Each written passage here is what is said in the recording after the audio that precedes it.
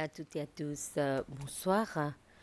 Les fidèles de l'Église catholique ont assisté à une messe à la cathédrale de l'Immaculée Conception à l'occasion du mercredi des Cendres, tôt ce matin, qui marque le début du carême. Les catholiques utilisent le carême comme période de pénitence avant la résurrection de Jésus-Christ le jour de Pâques. Et après les enfants des églises catholiques et anglicanes de l'école primaire de Grand-Anse ont aussi observé aujourd'hui le mercredi des Cendres. C'était lors d'une messe spéciale organisée à l'école. Pendant cette activité religieuse, les écoliers et leurs professeurs ont été marqués avec un signe de croix sur leur front en préparation au carême qui durera pendant 40 jours. Et lors de la messe, le Père Toulon a encouragé les chrétiens à se préparer spirituellement afin d'entrer dans cette période de jeûne. Le président Wavell Ramkalawan a présidé une réunion avec le comité technique du nouvel hôpital des Seychelles afin d'examiner l'état d'avancement du projet et de définir les prochaines étapes.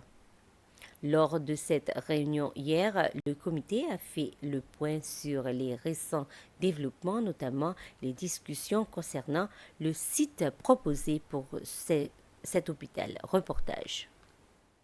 Le nouvel emplacement identifié se situe à Roche-Caïman, sur le terrain à côté de l'hôtel L'Escale Resort. Les discussions ont également porté sur les options visant à garantir que le nouvel hôpital offre des services de santé modernes, efficaces et de haute qualité pour les Seychelles. L'un des principaux axes de la réunion était la concrétisation du concept de l'hôpital en veillant à ce que le projet s'aligne sur les priorités nationales en matière de santé et respect des normes internationales. Le comité a également examiné les termes de référence de l'étude de faisabilité qui évaluera les aspects techniques, financiers et opérationnels du projet. Un calendrier a été établi pour la mise en œuvre du projet. La première pierre et le lancement de la construction devraient avoir lieu en novembre 2025. Le président Wam Kalawan a réaffirmé l'engagement ferme du gouvernement envers ce projet, insistant sur la nécessité d'une planification rigoureuse et d'une évaluation approfondie afin de garantir que le nouvel hôpital des Seychelles réponde aux besoins de santé à long terme du pays. Plusieurs agents de différents services policiers sont maintenant mieux équipés pour identifier et enquêter sur des affaires criminelles motivées qui sont alimentées par la haine. C'était grâce à une formation destinée à former la police sur cette question afin qu'elle puisse à la suite aider les groupes les plus vulnérables de la société.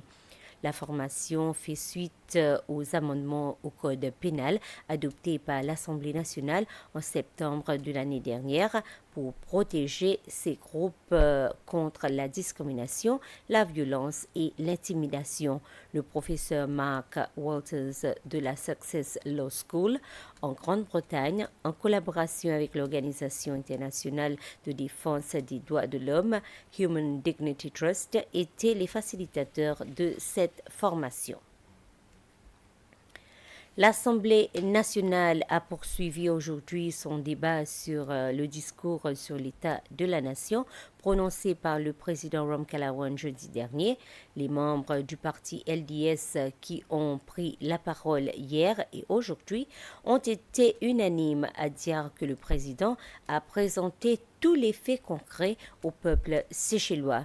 Ils ont souligné qu'alors que le monde était bouleversé il y a 4 ans, en raison de la situation mondiale, les Seychelles ont fait des choix audacieux et décisifs. Du côté du parti US, cependant, les membres ont continué à faire écho aux arguments de leurs dirigeants affirmant que le discours du président était décevant et ne parvenait pas à aborder le véritable état de la nation. Ils ont accusé le gouvernement de ne pas tenir ses promesses envers le peuple séchellois. Ainsi s'achève ce flash d'information. Bonsoir.